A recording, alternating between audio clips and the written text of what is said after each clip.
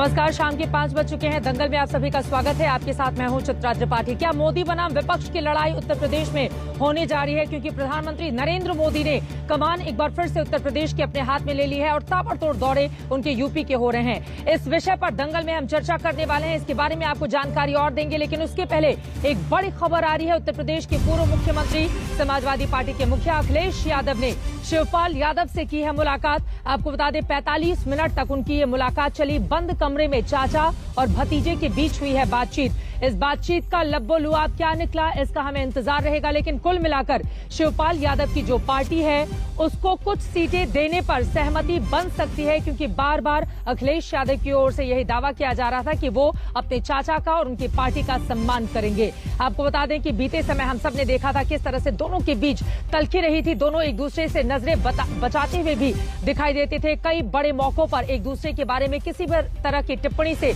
चाहे शिवपाल यादव हो या फिर अखिलेश यादव हो, वो इनकार कर देते थे। लेकिन अब ये जोड़ी एक बार फिर से एक साथ मैदान में आ सकती है, क्योंकि 45 मिनट की मुलाकात हुई है। माना जा रहा है कि सीटों को लेकर बातचीत हुई है, यानी कि शिवपाल यादव की पार्टी को कुछ सीटें देने पर अखिलेश यादव तैयार हैं। वो कितनी सीटें होंगी ये देखना महत्वपूर्ण होगा। जैसे ही वो आंकड़ा सामने आता है आप तक पहुंचाएंगे, क्योंकि समाजवादी पार्टी 350 पर चुनाव लड़ेगी और बाकी अपने अन्य सहयोगी दलों को देने जा रही है। इस मुद्दे पर जैसे और जानकारी मिलेगी आप तक पहुंचाएंगे। लेकिन अब बात कर लेते हैं प्रधानमंत्री नरेंद्र मोदी उत्तर प्रदेश में जिस तरह से ताबड़तोड़ एक के बाद एक दौरे कर रहे हैं। काशी विश्वनाथ कॉरिडोर का भव्य उद्घाटन, उसके पहले हम सब ने देखा पूर्वांचल एक्सप्रेसवे, उसके पहले वो कुशीनगर पहुंचे थे। एक के बाद एक ताबड़तोड़ जिस तरह के दौरे चल रहे हैं, उससे सवाल ये पैदा हो गया है कि क्या मोदी बनाम विपक्ष की लड़ाई उत्तर प्रदेश में शुरू हो गई है और मोदी की काट के लिए विपक्ष की क्या है तैयारी। इसी मुद्दे पर दंगल में करेंगे बड़ी चर्चा। लेकिन उसके पहले ये रिपोर्ट देखिए।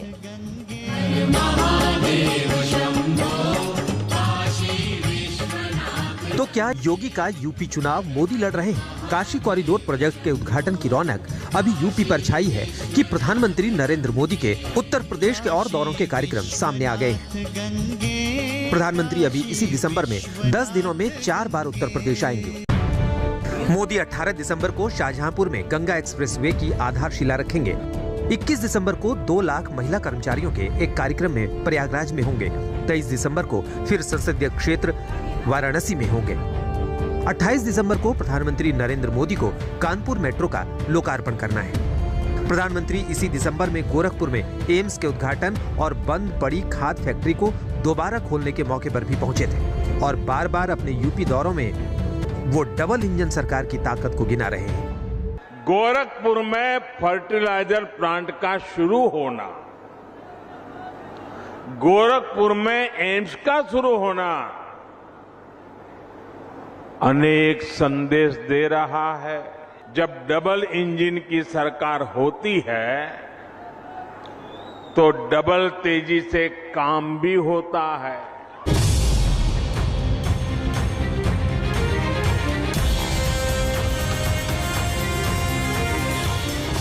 यूपी चुनाव में प्रधानमंत्री मोदी का शक्ति प्रदर्शन दिख रहा है तो विपक्ष के लिए भी ये किसी चुनौती से कम नहीं है।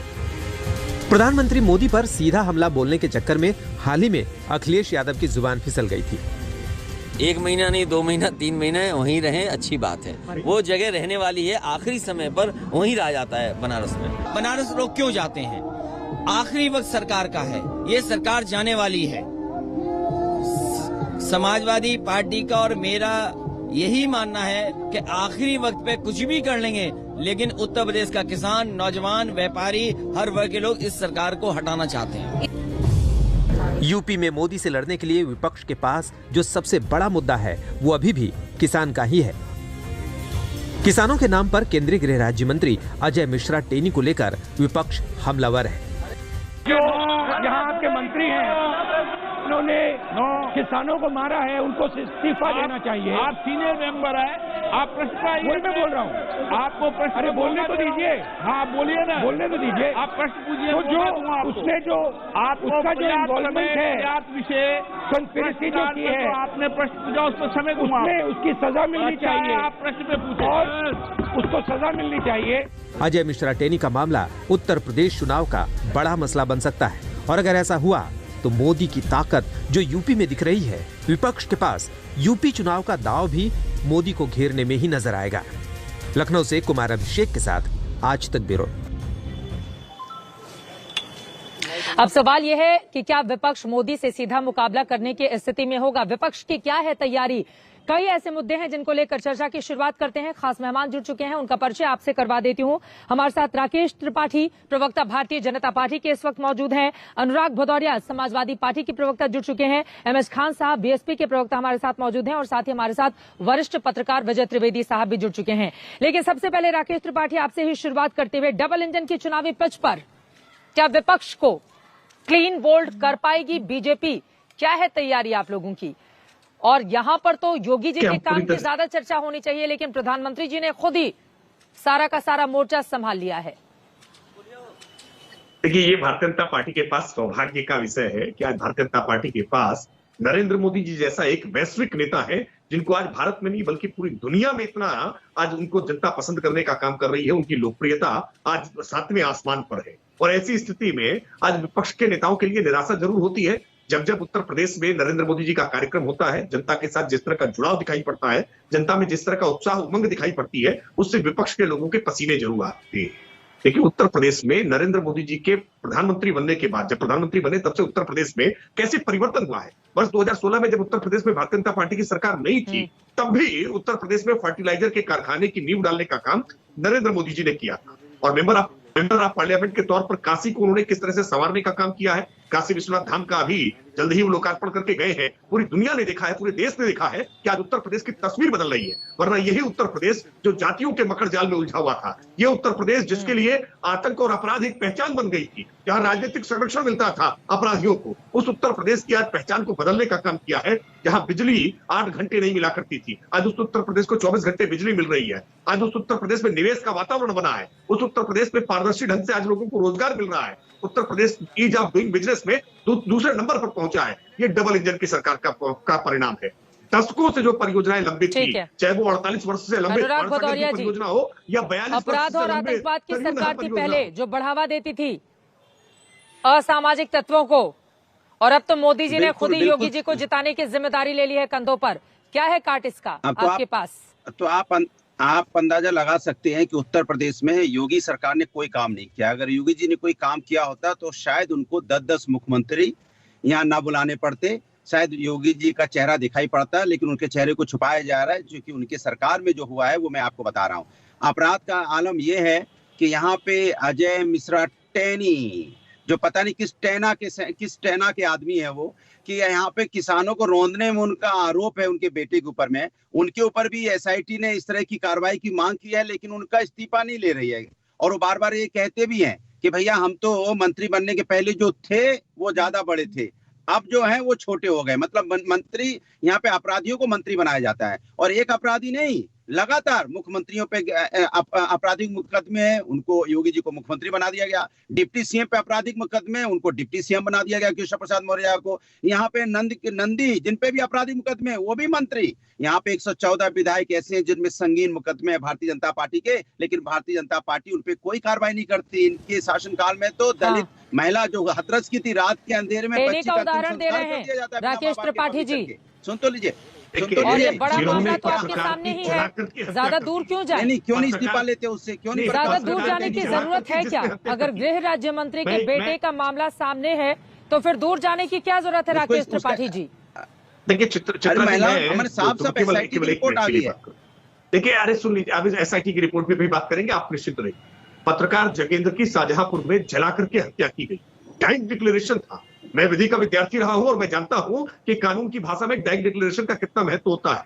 लेकिन डाइंग डिक्लेरेशन होने के बावजूद FIR दर्ज नहीं की गई राममूर्ति वर्मा के खिलाफ। बर्खास्तगी तो एक तरफ है। गायत्री प्रसाद प्रजापति इनके खिलाफ उत्तर प्रदेश में कैबिनेट मंत्री थे, मुलायम सिंह जी के दुलारे थे, अखिलेश यादव जी की आंखों के तारे थे, और गायत्री प्रसाद प्रजापति के खिलाफ FIR दिखाने के लिए तो आपने उनको बर्खास्त नहीं। देखिए, हमने नैतिकता के मानदंडों को रखा है। केंद्रीय गृह राज्य मंत्री के बेटे पर आरोप लगा, साक्ष्यों के आधार पर गिरफ्तारी हुई है, सुप्रीम कोर्ट की मॉनिटर जांच हो रही है। आपको सुप्रीम कोर्ट पर भरोसा नहीं हो तो आप सुप्रीम कोर्ट जा सकते हैं, जाकर के कह सकते हैं कि हमें आपकी जांच पर भरोसा नहीं है। उत्तर प्रदेश की सरकार को सुप्रीम कोर्ट की मॉनिटर जांच में भरोसा है। आरोप लगा रहा है। शुरू में तो बचाने की कोशिश की गई, अब तो रिपोर्ट सामने है सरकार। अब तो रिपोर्ट सामने है। नहीं, आखिर वो तो क्या बिल्कुल नहीं बड़ी बचा वजह रहे। है बिल्कुल नहीं जिसके कारण कार्रवाई बिल्कुल नहीं की बचा जा रहे रही है? वो अपने बेटे को देखिए, बेकसूर बता रहे थे और एसआईटी की रिपोर्ट क्या कहती है, ये बचाने की जरूरत नहीं है।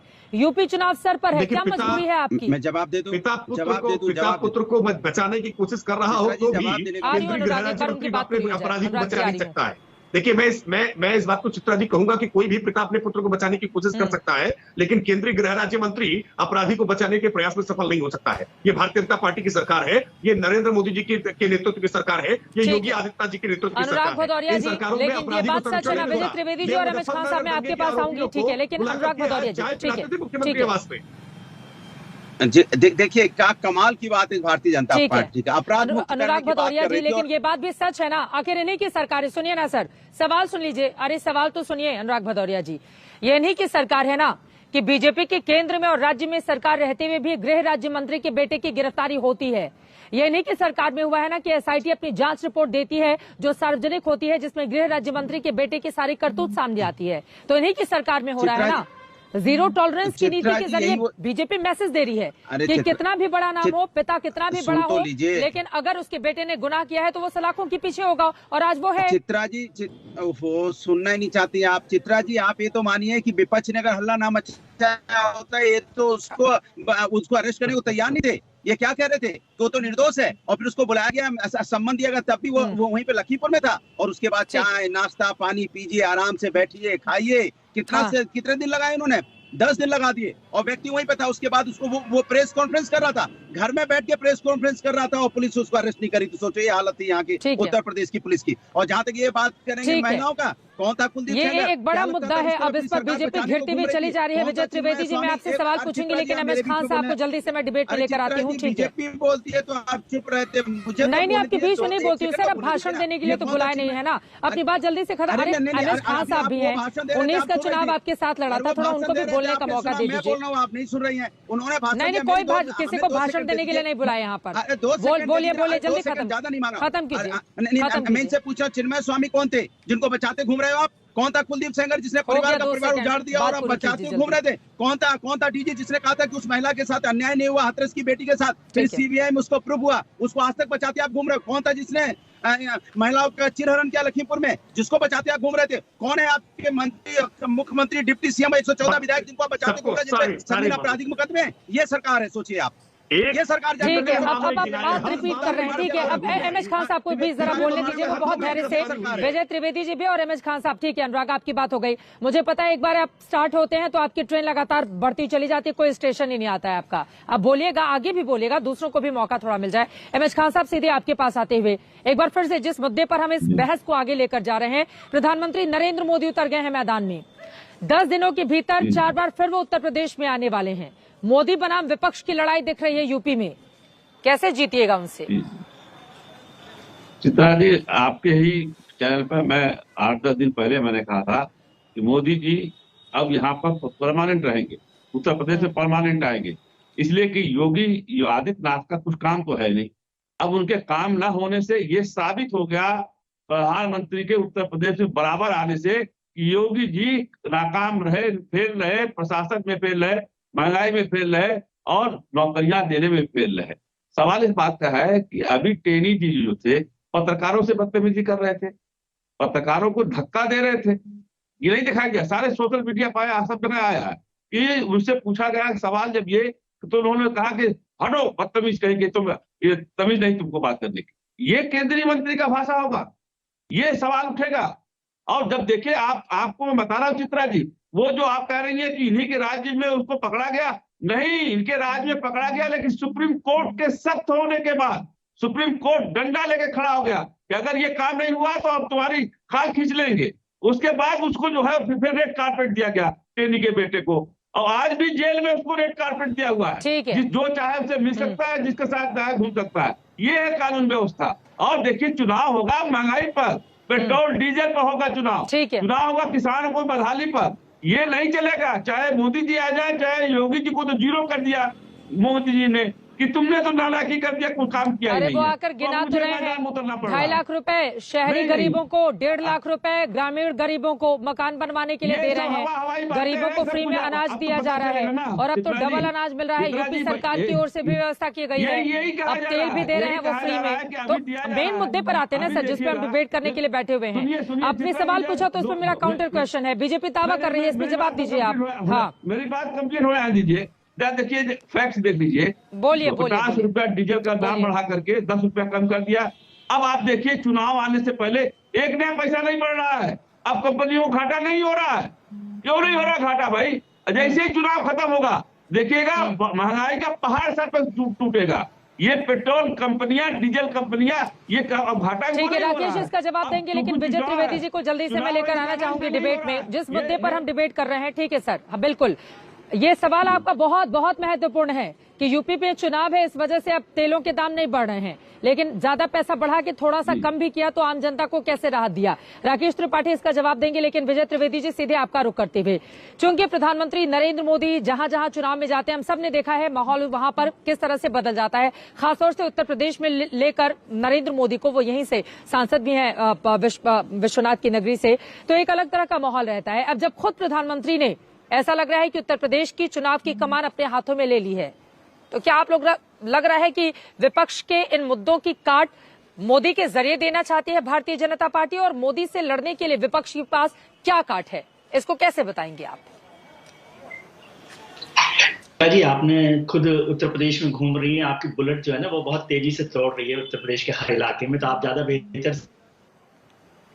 प्रधानमंत्री अपने कार्य क्षेत्र है, जहां संसदीय क्षेत्र भी है उनका वाराणसी, वहां पर यदि ना आए, उनकी जहां सरकार है, भारतीय जनता पार्टी की सरकार है, उसको सपोर्ट करने के लिए, उसके कार्यक्रमों को आगे बढ़ाने के लिए ना आए, तो क्या होगा? क्या ये अपराध है क्या ये अपराध है कि वो अपनी पार्टी की सरकार जहां पर है वहां लगातार कार्यक्रमों में जो है हिस्सा ले रहे हैं, शामिल हो रहे हैं, लगातार उद्घाटन कर रहे हैं, केवल फीता ही नहीं काट रहे, लगातार कार्यक्रम भी कर रहे हैं। तो ये इसको न तो कमजोरी कह सकते हैं। पहले हम लोग कह रहे थे कि योगी जी अकेले लड़ेंगे चुनाव, मोदी और योगी साथ हैं, अब योगी और मोदी साथ है, तो हमारे पास ये बात चल रही है। योगी अपना काम कर रहे हैं, आज जो घोषणाएं हुई है उसका भी एक अलग फर्क है, लेकिन विपक्ष को, जैसे खान साहब भी कह रहे हैं, अनुराग जी भी कह रहे हैं, मैं कहता हूँ उन्हीं मुद्दों को क्यों नहीं उठाते वो बार बार, पेट्रोल के मुद्दे को, महंगाई के मुद्दे को, कानून व्यवस्था के मुद्दे पर क्यों नहीं चर्चा करते हैं? वो लगातार दूसरे मुद्दों पर आके, बल्कि मैं कहता हूँ भारतीय जनता पार्टी के ट्रैप में आता है विपक्ष।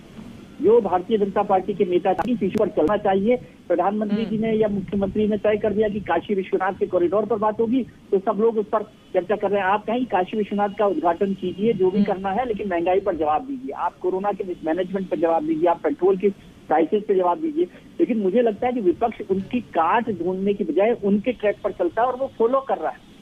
तो ये किस तरह की पॉलिटिक्स है मुझे नहीं समझ में आ रही। जो मुद्दा, एक महत्वपूर्ण मुद्दा जिसकी चर्चा आपने भी की, टैनी वाली, तो उसमें शायद राकेश त्रिपाठी जी की बिटवीन द लाइंस को हम सुने तो समझ में आ सकता है कि शायद विजय त्रिवेदी जी, मुझे आपको रुकना पड़ा है, आप अपनी बात आगे बढ़ाइएगा, महत्वपूर्ण जानकारी आप दे रहे हैं, मैं फौरन लौट रही हूँ आपके पास। लेकिन एक बड़ी खबर आ रही है, शिवपाल यादव से अखिलेश यादव का गठबंधन तय हो गया है। अखिलेश यादव की ओर से ये जानकारी दी गई है। आपको बता दें, पहले से ही दोनों चाचा भतीजों में एक जंग देखी गई बीते सालों में, लेकिन बाद में फिर दोनों एक ट्रैक पर आते हुए नजर आए।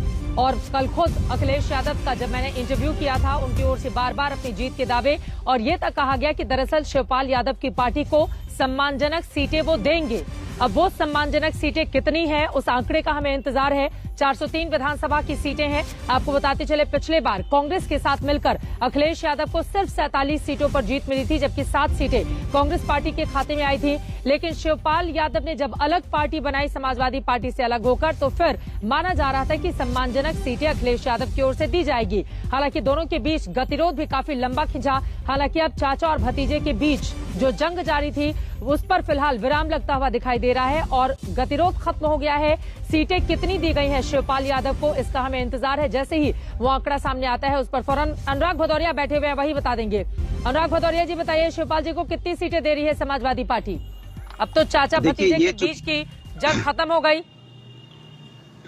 देखिए, सवाल ये नहीं है, सवाल ये है कि उत्तर प्रदेश के अंदर में एक विचारधारा के लोग एक साथ आके, चूंकि जिसको भी उत्तर प्रदेश की जनता की चिंता है, जिसको भी उत्तर प्रदेश के लोग जिस तरह से बदहाल और परेशान कोविड काल में हुए, जिस तरह से महंगाई और बेरोजगारी से जूझ रहे हैं, उत्तर प्रदेश के लोग जो दर्द झेल रहे हैं भारतीय जनता पार्टी की सरकार में, जिसको भी उत्तर प्रदेश के लोगों की चिंता है, उत्तर प्रदेश की चिंता है, वो एक साथ मिलकर जरूर चुनाव लड़ेंगे। क्योंकि जब से भारतीय जनता पार्टी की सरकार है, पार्टी के भीतर भी देखी थी ना, वरना चाचा को क्यों अलग जाना किसानों होता?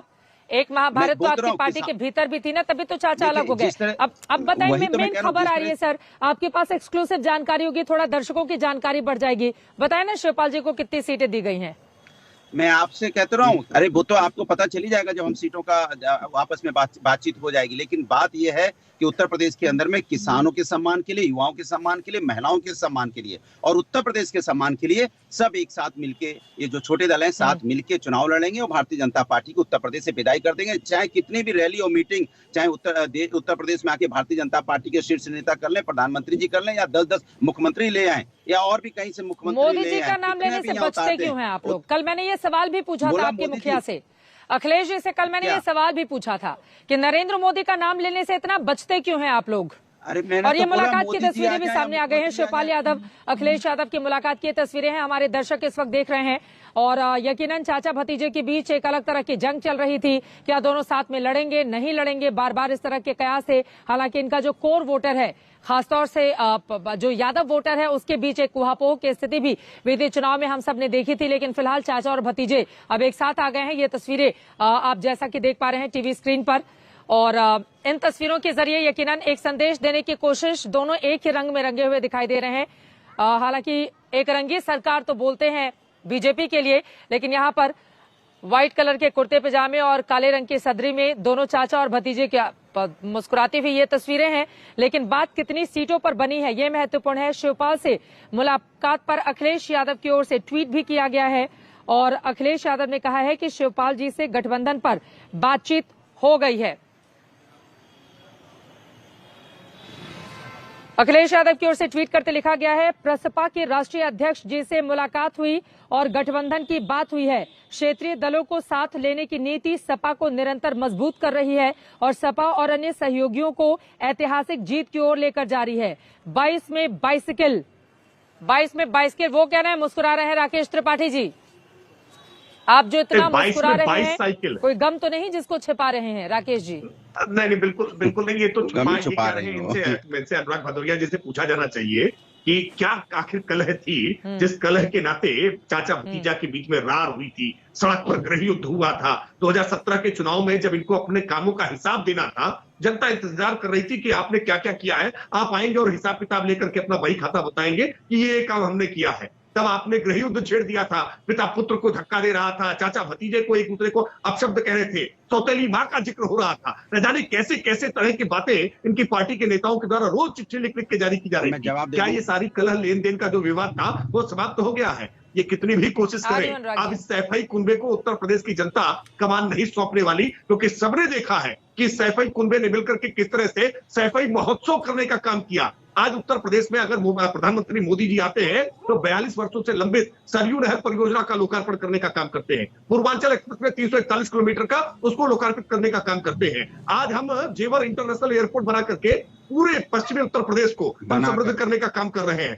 कुशीनगर एयरपोर्ट को हमने लोकार्पित कर दिया है। इंटरनेशनल फ्लाइट कुशीनगर एयरपोर्ट में आना शुरू हो गई है। हर जिले को अपना मेडिकल कॉलेज हम दे रहे हैं। आज गोरखपुर में एम्स शुरू करने का काम किया। 30 सालों से ज्यादा जापानी सेफलाइटिस की बीमारी से गोरखपुर जूझ रहा था, क्यों नहीं समाधान दिया था आपने? आप काम गिना रहे हैं, एमएच खान मुस्कुरा रहे हैं। अखिलेश यादव जी की नहीं थी क्या? देखिए, मैं इस बात को कह रहा हूँ, एमएच खान साहब दोनों में समानता है। एमएच खान साहब पार्टी हो, आपको इतनी खुशी हो रही है, वो कामकाज गिना रहे हैं। अखिलेश यादव जी जो बार बार आप सवाल पूछते थे कि क्या काम किया है, वो गिना रहे हैं, तो संतोष है क्या आप इतना मुस्कुरा रहे हैं? एमएच खान साहब, खुशी मिल रही है कि चलो कामकाज किया है। जेवर एयरपोर्ट का अधिग्रहण बहन कुमारी मायावती जी ने किया था। जेवर एयरपोर्ट का नाम ले रहे हैं, बहन कुमारी मायावती जी ने किया था। ये झूठ बोल रहे हैं। आज इन्होंने काम शुरू किया है, 17 से लेके आज 21 होने जा रहा है, तब काम शुरू कर रही है। ये जेवर एयरपोर्ट का अधिग्रहण बहन कुमारी मायावती जी ने किया था। जमुना एक्सप्रेसवे का नाम लेते ही नहीं है, जो जमुना एक्सप्रेसवे मेरे साथ बना हुआ। आप उसका भी हम शिलान्यास करने जा रहे हैं। 80% से ज्यादा उसका जमीनों का अधिग्रहण हो चुका है। गंगा एक्सप्रेसवे का शिलान्यास आज भी बलिया में लगा हुआ बहन कुमारी मायावती जी के नाम पे। आज तुम शुरू करने जा रहे हो। ये सब चीज लफाजी हो बातें हैं। अरे एमएस खान साहब, अच्छा एक बात बताइए, सुनिए ना, सरकारों की एक प्रक्रिया होती है ना कामकाज करने की। नहीं सुनिए ना एमएस खान साहब, प्लीज सुनिए, मेरी बात सुनिए।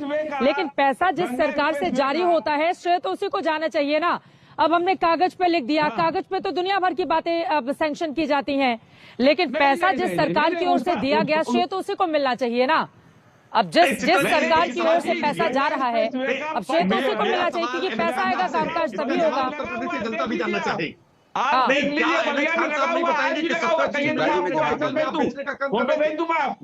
चीनी मिले सच नहीं है। अरे आप मुझे फोटो, मैं तो हूँ ही पूर्वांचल में इसी जगह पर, ठीक है, आपका फोटो लेकर मैं क्या करूंगी। मैं तो बस इतना कह रही हूँ कि पैसा जिस सरकार में जारी होता है क्या श्रेय उसको मिलना चाहिए या नहीं मिलना चाहिए। लेकिन सीधे आपके पास आते हुए अनुराग भदौरिया, आप जवाब भी देना चाह रहे थे। देखिए वो कामकाज भी तो गिनवा रहे हैं ना, ठीक है सर, वो कामकाज भी तो गिनवा रहे हैं ना। और प्रधानमंत्री नरेंद्र मोदी के अगर दौरे को ही हम देख ले, सुनिए ना सर, एक सेकेंड अनुराग जी सुनिए ना। 20 अक्टूबर को कुशीनगर अंतर्राष्ट्रीय हवाई अड्डे का उद्घाटन किया, उसके बाद 9 मेडिकल कॉलेज का उद्घाटन, गोरखपुर में फर्टिलाइजर, एम्स का उद्घाटन, पूर्वांचल एक्सप्रेसवे का उद्घाटन, बलरामपुर बहराइच में सरयू नहर प्रोजेक्ट का उद्घाटन, और उसके बाद काशी विश्वनाथ कॉरिडोर का उद्घाटन। मैं बोल लूं, अब हो गया तो मैं बोल लूं। श्रेय मिलना चाहिए बीजेपी को, नहीं मिलना चाहिए। बाप रे बाप, चित्रा जी आप बोलिए। मैं कह रहा हूं, मैं तो चैलेंज करता हूं आपके टीवी पे, एक प्रोजेक्ट ये बता दें बीजेपी के प्रवक्ता जो इन्होंने शिलान्यास किया हो 2017 में और अभी उसका उद्घाटन किया हो। एक प्रोजेक्ट मेरे बोलने के बाद ही बता दे तो मैं जान जाऊं।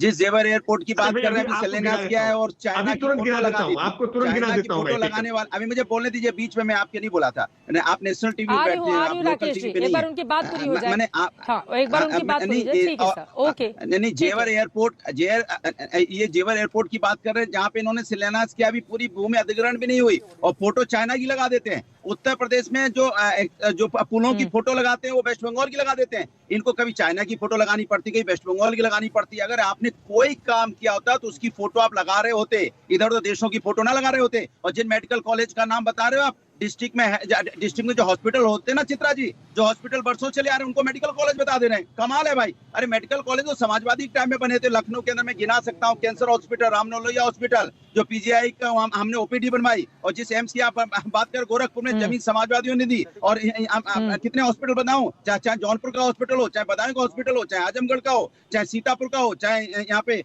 लखीमपुर का हो या अयोध्या में हो, किसने बनाए? या बदायूं में हो, मेडिकल हॉस्पिटल समाजवादी की देन है, जहाँ पे काम हो रहा है। कोविड काल में लोगों का इलाज हुआ, स्टेडियम समाजवादी ने बनाए। आपने क्या बनाया? जो एक्सप्रेसवे की बात कर रहे हैं, पूर्वांचल एक्सप्रेसवे समाजवादी की देन थी। समाजवादी ने 45% वहाँ पे अधिग्रहण की, और हमने समाजवादियों की देन है। अखिलेश यादव जी ने ही आगरा का ताजमहल बनवाया था, नहीं बोला था। ये दिल्ली का लाल किला भी अखिलेश यादव जी ने बनवाया था। अब ये सर्टिफिकेट जारी करके बात करेंगे। अब आपने पूछा था ना कि इन्होंने 2017 में आखिर ऐसा कौन सा काम था जिसकी शुरुआत की हो और अब उसको अंजाम दिया हो। आगाज और अंजाम पे आपने सवाल पूछा था, बताइए राकेश त्रिपाठी जी को कोई भी ऐसा काम जो आपकी सरकार ने शुरू की हो और आपकी सरकार खत्म कर रही हो, गिनाइए जरा, वो पूछ रहे हैं आपसे। देखिए, समाजवादी पार्टी अपने सरकार के कार्यकाल का सबसे बड़ा उपलब्धि मानती थी कि उसने आगरा एक्सप्रेसवे देने का काम किया। 302 किलोमीटर का आगरा एक्सप्रेसवे बार बार चुनौती देकर कहता था, अनुराग भदौरिया भी तब डिबेट हमारे साथ हुआ करते थे कि फिरोजाबाद से ज्यादा आगे एक्सप्रेसवे जाता नहीं था जब तक इनकी सरकार चली गई। हमारी सरकार आने के बाद 6 महीने तक हमने आगरा एक्सप्रेसवे को कंप्लीट करने का काम किया। हमारी सरकार में हमने पूर्वांचल एक्सप्रेसवे 341 किलोमीटर का हमने न केवल बना करके दिया, बल्कि अखिलेश यादव जी गाजीपुर से खुद चल करके लखनऊ तक आए। नहीं बता पाएंगे कि अगर आज पूर्वांचल एक्सप्रेस में नहीं बता पाएंगे काम। उत्तर प्रदेश में मैं कुछ आंकड़े सुन लीजिए आंकड़े आपको एक काम उत्तर प्रदेश में हमारी सरकार आने से पहले 17,000 आवास इन्होंने प्रधानमंत्री आवास देने का काम किया। नहीं बता पाए ना। हमने आज उत्तर प्रदेश में सरकार आने के बाद 43 लाख। अरे आप सुनिए, बीच में बोलेंगे कैसे सुनाई देगा? सुन तो लीजिए उनकी बात, सुन लीजिए। आज मैं गेहूं की खरीद बता दे रहा हूँ, आप गेहूं की खरीद सुन लीजिए। हमने आज मास्क के लिए कैसे काम किया है। 7 लाख मीट्रिक टन गेहूं की खरीद की थी उत्तर प्रदेश में 2016-17 में अखिलेश यादव जी की सरकार थी। भारतीय जनता पार्टी की योगी आदित्यनाथ जी की सरकार आने के बाद पहले वर्ष में हमने 36 लाख मीट्रिक टन और इस वर्ष 57 लाख मीट्रिक टन गेहूं की खरीद हम कर चुके हैं। यानी 7 लाख मीट्रिक टन अखिलेश जी का और 57 लाख मीट्रिक टन योगी आदित्यनाथ जी का, 50 लाख मीट्रिक टन गेहूं चारा खरीद करके हमने खाते में राशि पहुंचाने का काम किया है। 17 चीनी मिलें मायावती जी के शासनकाल में बंद हो रही थी, 4 नई चीनी मिलें हमने खोलने का काम किया है और आज 20 चीनी मिलों को उच्चीकृत करने का काम किया है। 45,000 करोड़ रुपए गन्ना मूल्य भुगतान मायावती जी के शासनकाल में हुआ था। ठीक है, अब इस पर अनुराग जी आप पूछ रहे थे कि क्या काम किया, बताइए क्या काम किया, आप गिना रहे हैं वो अपना काम। हमने करके दिखाया है। चित्रा जी, विजय जी के पास मुझे जाना है जल्दी से। अनुराग भदौरिया जी, हाँ, आप काम काज पूछ रहे थे, वो गिना रहे हैं काम अपना। अरे सुन तो लीजिए चित्रा जी, मैंने चैलेंज किया था एक काम बता दें जिसका इन्होंने शिलान्यास किया, उद्घाटन किया हो, ये खरीदा वो खरीदा, ये किया वो किया, दुनिया भर की सुना रहे। एक काम बताइए, अभी बताया आपको, एक काम आपको समझ में नहीं आएगा, आप बता दोगे ताजमहल आपने बनाया है, लाल किला आपने बनाया है, सुप्रीम कोर्ट आपने बनाई है, भारत की संसद आपने बनाई है। भाई अखिलेश यादव जी कुछ भी कह सकते हैं। आपको पता नहीं कि चंद्रमा पर नीलाम मुस्कान से पहले अखिलेश यादव जी लाल टोपी लगा करके वहां पहुंच गए थे। कोई भी श्रेय ले लेंगे, क्रेडिट चोरी करने का आपने बिल्कुल रिकॉर्ड कायम कर दिया। अरे भाई, अरे क्रेडिट चोरी करने की इंतहा होती है। उत्तर प्रदेश की जनता ने देखा है, काम होता है, आपका काम बोल गया था।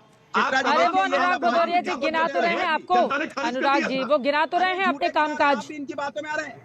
अच्छा ये बताइए, ठीक है चलिए अब थोड़ा आगे बढ़ते हुए विजय त्रिवेदी जी को मुझे बीच में रोकना पड़ा था, मैं उनको लेकर आती हूँ। ठीक है, जरा वरिष्ठ पत्रकार की भी बात हो जाए। ठीक है, अब नेता तो अपनी अपनी पार्टियों के दावे करेंगे, लेकिन जरा पत्रकारों की नजर से भी यूपी को समझते हैं। विजय त्रिवेदी जी सीधे आपके पास आते हुए वो कामकाज गिना रहे हैं और वो सवाल खड़े कर रहे हैं कि हमारी ही सरकार की जितनी योजनाएं थी बीजेपी उनको लेकर आगे बढ़ी और अब फीता काटने का कैची जी भी सरकार है, ये भी अखिलेश यादव कहते हैं। लेकिन इन सब के बीच प्रधानमंत्री नरेंद्र मोदी की एंट्री से उत्तर प्रदेश उनकी 14 के बाद हमने देखा है एक अलग तरह का माहौल है। और आज खासतौर पे अगर हम बात करें चित्रकूट में जिस तरह से महाकुंभ हिंदू धर्म का आयोजित किया गया है, इसके अलावा बीजेपी भी पहले विश्वनाथ कॉरिडोर, फिर अपने मुख्यमंत्रियों को लेकर बीजेपी के अध्यक्ष अयोध्या पहुंचते हैं, वहां पर रामलला के दर्शन करते हैं, हनुमानगढ़ी जाते हैं। एक धर्म का भी तड़का उसी तरह से लगाने की कोशिश बीजेपी की ओर से की जा रही है, क्योंकि इसी के भरोसे हम सब ने देखा था 14 हो 17 हो 19 हो उसको जीत भी हासिल हुई थी। तो धार्मिक और विकास दोनों माहौल बनाकर बीजेपी जिस तरह से आगे बढ़ी है, अपने पुराने प्रदर्शन को क्या वो दोहरा पाएगी और मौजूदा वक्त में क्या अखिलेश यादव की भारी भीड़ जो सभाओं में उमड़ रही है वो बीजेपी के लिए बड़ी चुनौती बनी हुई है?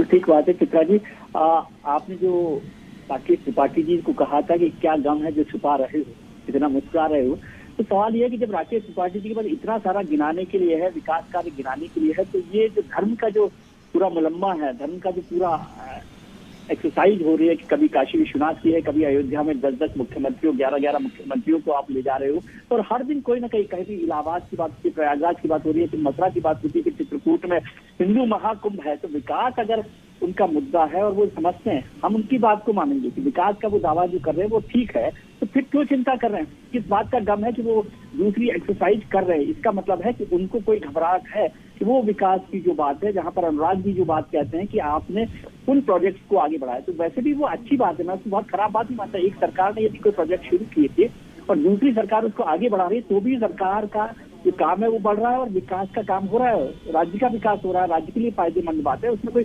बुरी बात मैं उस तरह से नहीं देखता। नहीं तो अक्सर हम पहले सुना करते थे कि एक सरकार ने फीते काटे और दूसरी सरकार ने उन प्रोजेक्ट को बंद कर दिया। तो ये भी अच्छी बात है कि उन प्रोजेक्ट पर भी यदि काम हो रहा है और उस पर कुछ काम कर रहा है। लेकिन भारतीय जनता पार्टी को दोनों चिंता, एक तो आप ऐसे प्रोग्राम करती हैं जिसमें अखिलेश यादव की भीड़ दिखाती है, तो वो राकेश त्रिपाठी जी की चिंता को बढ़ाता ही है कि अखिलेश यादव की जो भीड़ आ रही है, तो वो बार बार मैं इस बात को कह रहा हूँ कि बाईपोलर जब इलेक्शन होता जा रहा है, हाँ। तो भारतीय जनता पार्टी की चिंता बढ़ रही है, क्योंकि वो मल्टी पोलर इलेक्शन होता है, कांग्रेस की भी ताकत होती है, बहुजन समाज पार्टी की भी ताकत होती है, तो बीजेपी को लगता है कि थोड़ा थोड़ा वोट बढ़ जाएगा। अब बीएसपी और कांग्रेस मोटे तौर पर नहीं दिखाई दे रही, वो नाराज हो सकते मुझसे, लेकिन बीएसपी और कांग्रेस की बजाय समाजवादी पार्टी और बीजेपी के बीच इलेक्शन हो गया है और अखिलेश यादव नरेंद्र मोदी को और योगी दोनों को चुनौती दे रहे हैं एक साथ। बिल्कुल, आपकी बात से पूरी तरह से मैं सहमति जता रही हूँ कि यहाँ पर आमने सामने बीजेपी और समाजवादी पार्टी के बीच में ही टक्कर है। कांग्रेस और बीएसपी बहुत दूर तले खड़े नजर आ रहे हैं। अहमद खान साहब नाराज हो सकते हैं हम दोनों से ही, लेकिन चूंकि बीते तकरीबन 1 महीने से ज्यादा का वक्त हो चुका है, मैं यूपी के अलग अलग हिस्सों में जा रही हूँ, या बीजेपी है या समाजवादी पार्टी है, और यही चिंता का सबब बनी हुई है आप लोगों के लिए राकेश त्रिपाठी जी, क्योंकि विपक्ष के वोट जब एकमुश्त होकर एक पार्टी में जाएंगे तो वो आपकी चिंता को बढ़ा देंगे।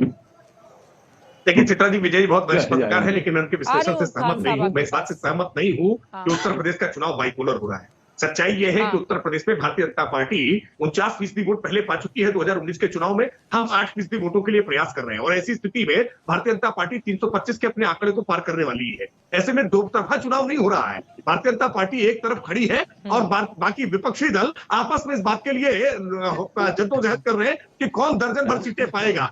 22 में 22 साइकिल का नारा इन्होंने दे दिया है। इनका टारगेट, यही तो बड़ी बात आपने कह दी ना कि लोकसभा का चुनाव नहीं हो रहा है।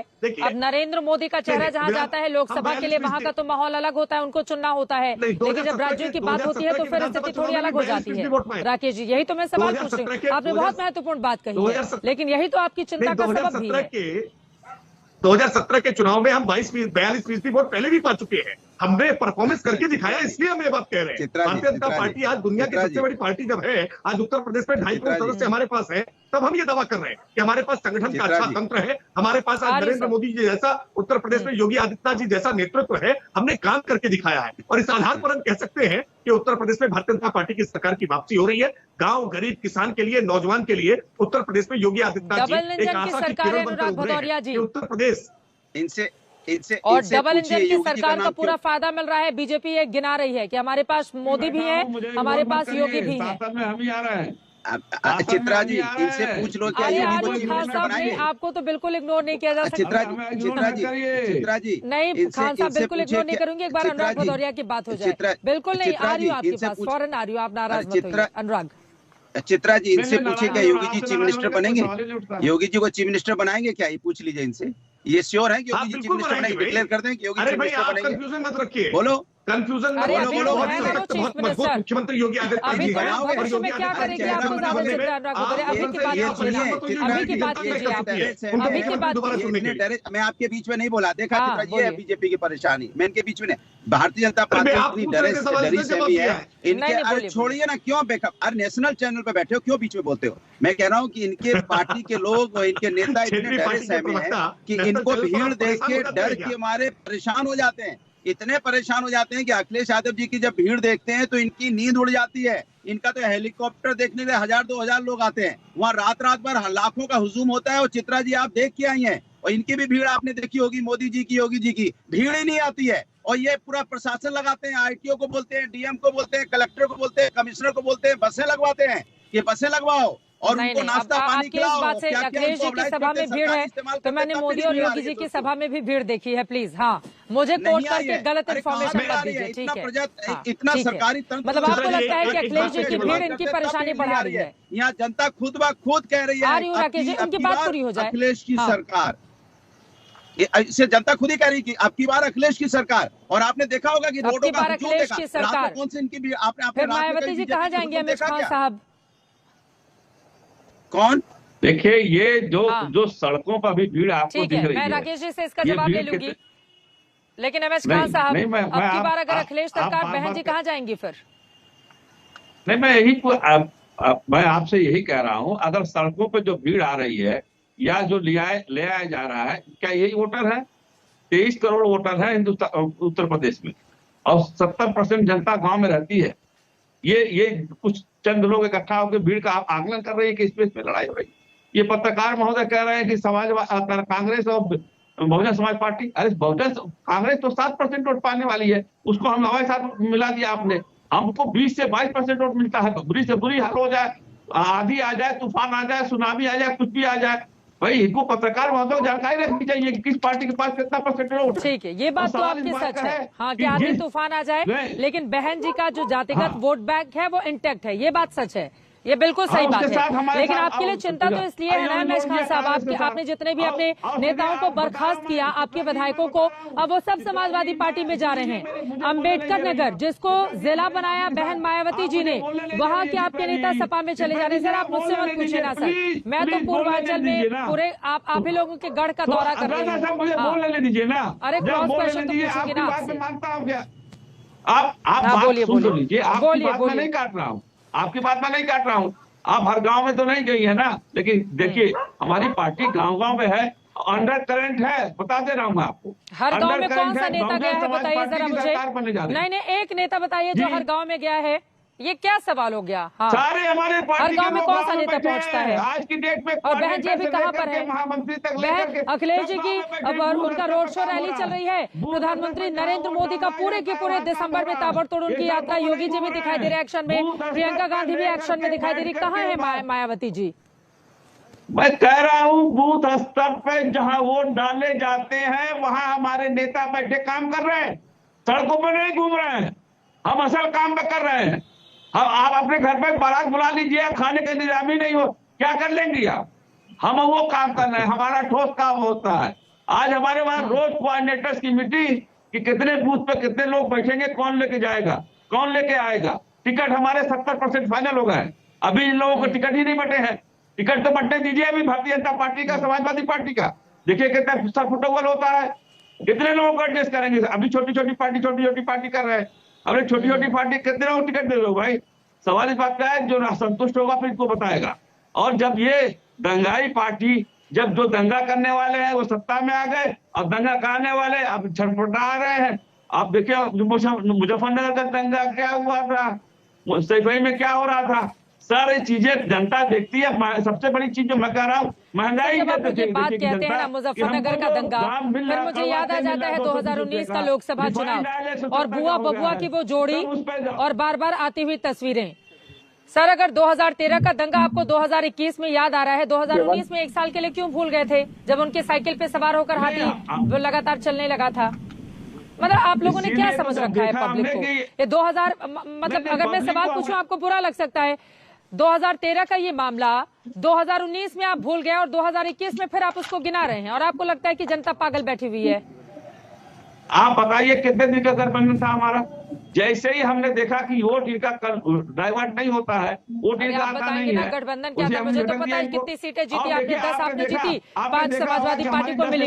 एक साथ सवार होकर साइकिल हाथी एक दूसरे पर बैठ गए तो इनकी 5 आई, इनको घर के इनके डिम्पल यादव तक हार गए चुनाव।